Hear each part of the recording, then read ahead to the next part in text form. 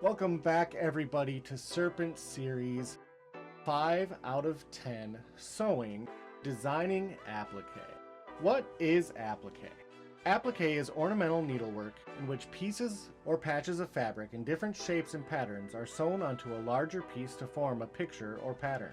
Applique is prominent in Amtgard, where we use a satin stitch or zigzag stitch to completely seal in any loose threads or fraying edges. In this tutorial, though I will not be going into detail on techniques or sewing instructions, I will be talking about the step before that, coming up with and designing good applique. Decide on theme and symbols. The first thing you want to do when designing anything is coming up with a rough idea of what you want to make. In many instances, this is simple. You're making a basic tunic with someone's heraldry on it and some simple geometric shapes. In other cases, you'll want to have more creative freedom and need to come up with a theme and ideas for what symbols you want on the garb. If you're going with a pirate theme, you may want to start with skulls, boats, or maybe even a kraken. If you're doing a hood for a master owl, maybe you want something with a wizened bird and a hatchet. Do some sketches. I have a template I use to sketch out designs for applique that I will drop a link to here. I will usually print this out, draw over the template onto paper to get a rough idea of what I want the garb to look like and where I want to place the applique. Right now, I'll actually do this in Photoshop. What I think I'm going to go with for my design today, I want a little duck. This will also give me an early idea of the scale of the applique. And this is just the sketch, so it doesn't have to be exact. But I definitely think I want this duck to be holding a sword. Draw him a little sword there. Maybe a couple bubbles.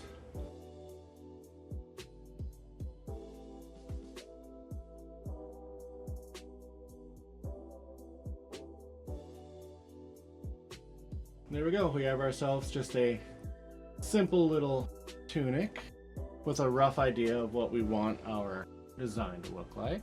When I know what I want, that's when I hop onto look for reference material. Google is your friend.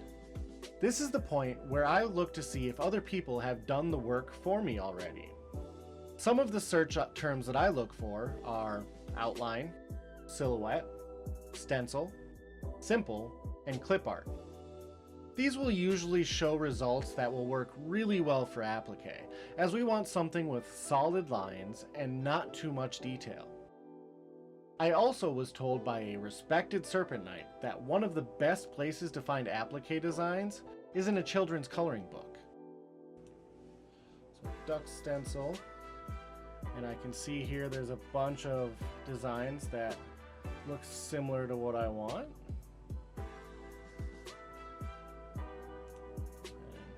And on that one. Let's see, is there any more that look nice? Ooh, like this one. And then once I have a reference photo that I like picked out, that's when I'm going to download that and bring it over into Refine Your Design. At this point, I'll bring what I have into Photoshop, where I can make changes and alterations that will give it my own style and make it unique. This is also where I can turn a more difficult reference piece into a solid outline.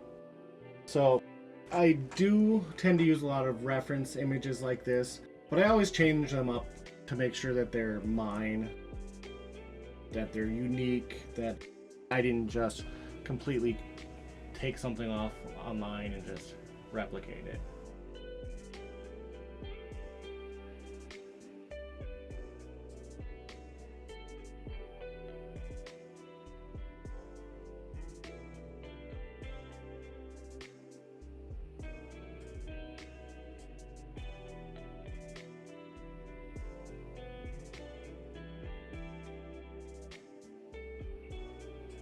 And I make sure to close up any weird spots like that, because I want to be able to do a solid piece of fabric and just do different colored fabrics for each one of these little areas. Like I said, I want to give him a little sword, because every good duck deserves a sword.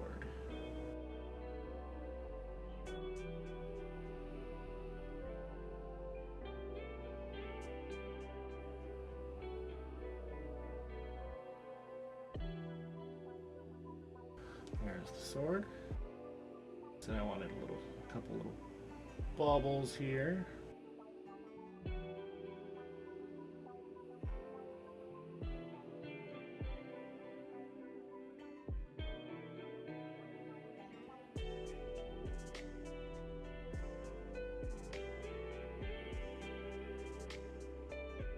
Ooh, and I can even do a little design on his chest here.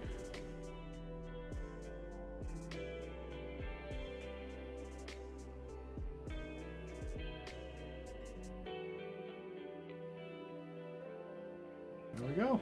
We got ourselves a nice little design that will translate well into applique.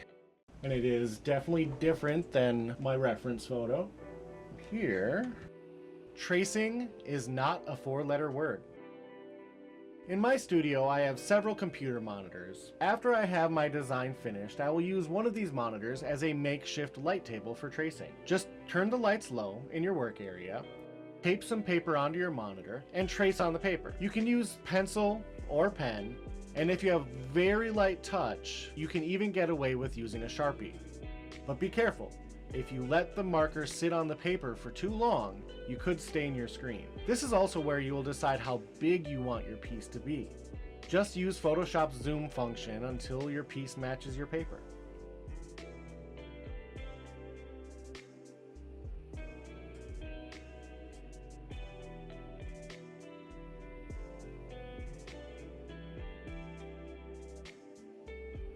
I think that's probably a little bit too big. Let's go ahead and shrink that down.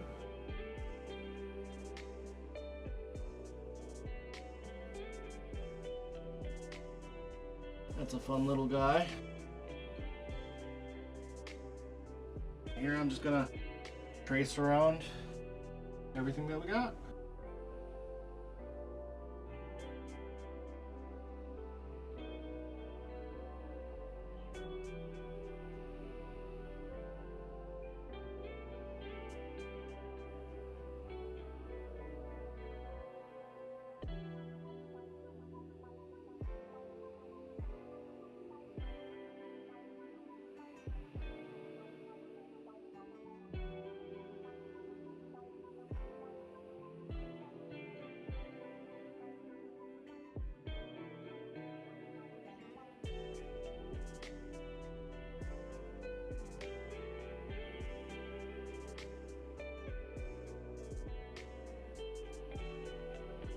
Templates for the future.